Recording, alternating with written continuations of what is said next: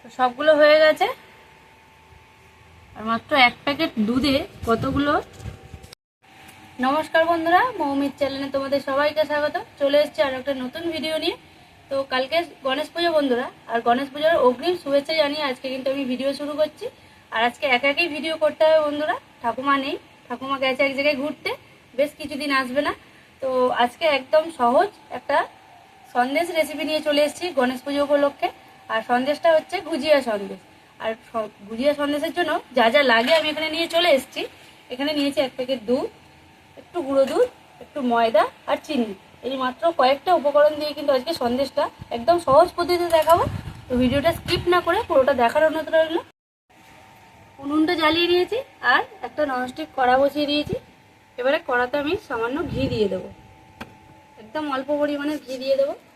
দিয়ে প্রথমে অল্প ময়দা আমি একটু ভেজে নেব। তো ঘি গরম হয়ে গেছে, ময়দাগুলো আমি একটু ভেজে নেব।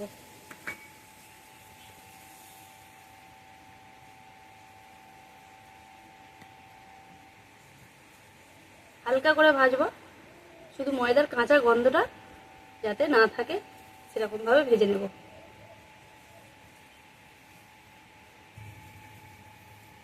ময়দাটা হালকা ভেজে নিয়েছি, এবারে কিন্তু আমি নামিয়ে নেব, ঠান্ডা করে নেব, নিয়ে কাঁচের বাটিতে ঢেলে নেব। ময়দাটা নামিয়ে কড়াটা আবার বসিয়ে দিয়েছি, আবার কিন্তু দিয়ে দেবো ঘি। এবার একটু বেশি পরিমাণের ঘি দেবো, দিয়ে কিন্তু এর মধ্যে আমি দিয়ে দেবো লিকুইড দুধ।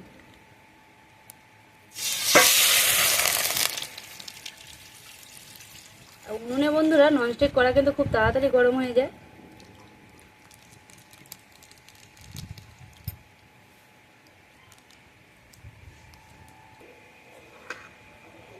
দুধটাকে কিন্তু ভালো করে জাল দিয়ে নিতে হবে, আর এরকম আস্তে আস্তে নেড়ে দুধটাকে একদম ঘন করে নিতে হবে।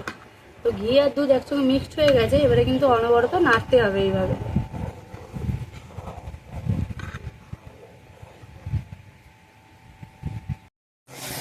তো দেখো বন্ধুরা, দুধটা কিন্তু ফুটে ফুটে অনেকটাই কমে গেছে আর গাঢ় হয়ে এসছে। এবারে এর মধ্যে আমি দিয়ে দেবো কয়েকটা এলাচের দানা। এলাচটা গুঁড়ো করে দিলে ভালো হয়, কিন্তু আমি এলাচের কয়েকটা দানা নিয়ে দিয়ে দিলাম। আর দিয়ে দেবো সাথে চিনি।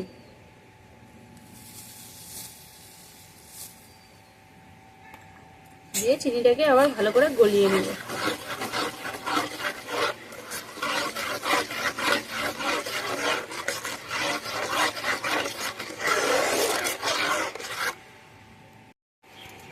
এখানে একটু হালকা গরম দুধ তুলে রেখেছি, এর মধ্যে কিন্তু আমি 1 চামচ ময়দা ভালো করে গুলে নেব। নাহলে এই শুকনো ময়দায় যদি ওই দুধের মধ্যে দিই, দুধটা কিন্তু ময়দাগুলো ডিলা ডিলা হয়ে যাবে আর দুধটাও দেখতে বাজে হয়ে যাবে।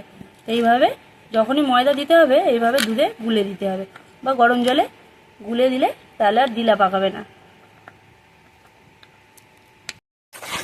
এদিকে দুধটাও কিন্তু অনেক গাঢ় হয়ে গেছে, এবারে কিন্তু এর মধ্যে আমি দিয়ে দেবো গুঁড়ো দুধ,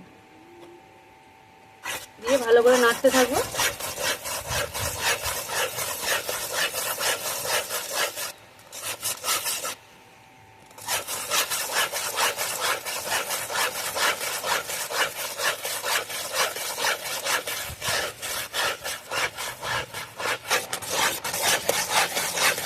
আর এর মধ্যে দিয়ে দেবো যে ময়দাটা আমি দুধের মধ্যে গুলে রেখেছিলাম, ময়দাটাও দিয়ে দিলাম।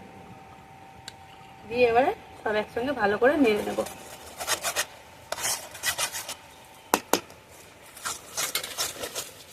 দুধগুলোকে এইভাবে ভালো করে ঘেটে নেব।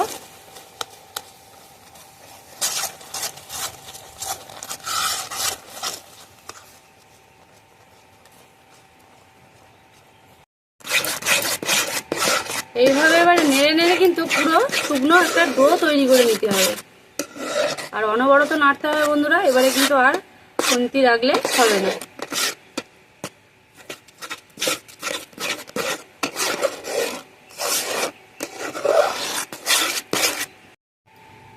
দেখো কতটা শক্ত ডো মতো তৈরি হয়ে গেছে। এবারে কিন্তু আমি নিচে নামিয়ে নেব, নিয়ে একটা পাত্রে ঢেলে নেব।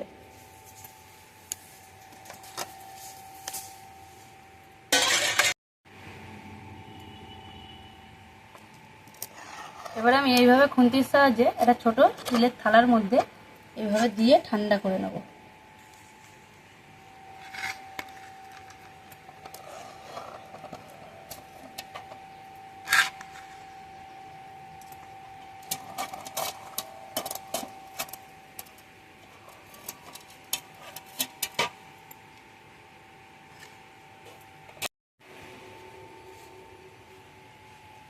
ঠান্ডা হয়ে গেছে। আর এইভাবে কিন্তু আমি একটা ডো মতো তৈরি করে নিয়েছি, দেখতেই পাচ্ছ একদম অনায়াসে হাতে উঠে গেছে। এইভাবে এবার আমি একটা লম্বা শেপ দিয়ে নেব।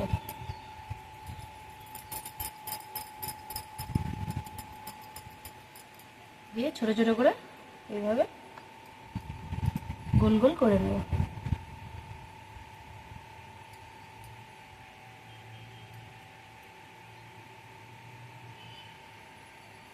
এভাবে সবগুলোকে ছোট ছোট করে কেটে নেব, পিস করে নেব। এইভাবে একটা পিস নিয়ে নিয়েছি, নিয়ে গোল করে নিয়েছি, নিয়ে দু সাইড গোল হবে, মধ্যিখানটা কিন্তু একটু মোটা হবে। এভাবে দু সাইডে গোল হবে, মধ্যিখানটা একটু ফোলা মতো হবে।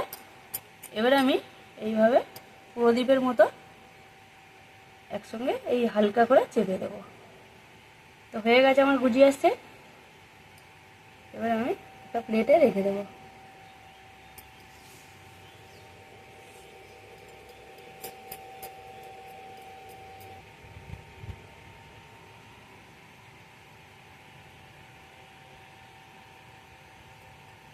এভাবে আমি সবগুলো গুজিয়ে বানিয়ে নেব।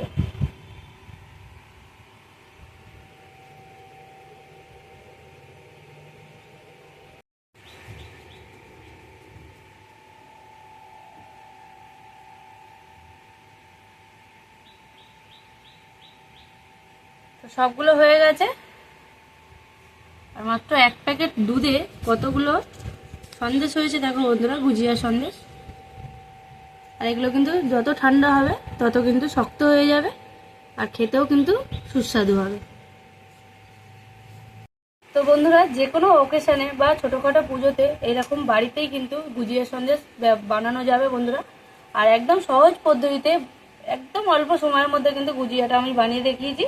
তো ভিডিওটা কেমন লেগেছে অবশ্যই কমেন্টে জানাবে, আর ভালো লাগলে অবশ্যই লাইক কমেন্ট শেয়ার করে দেবে বন্ধুরা। আর একবার হলেও কিন্তু বাড়িতে ট্রাই করে দেখবে, একদম সহজ পদ্ধতিতে গুজিয়া সন্দেশ বানানো হয়ে যাবে। তো ভিডিও আজকে আমরা এখানেই শেষ করলাম। নমস্কার।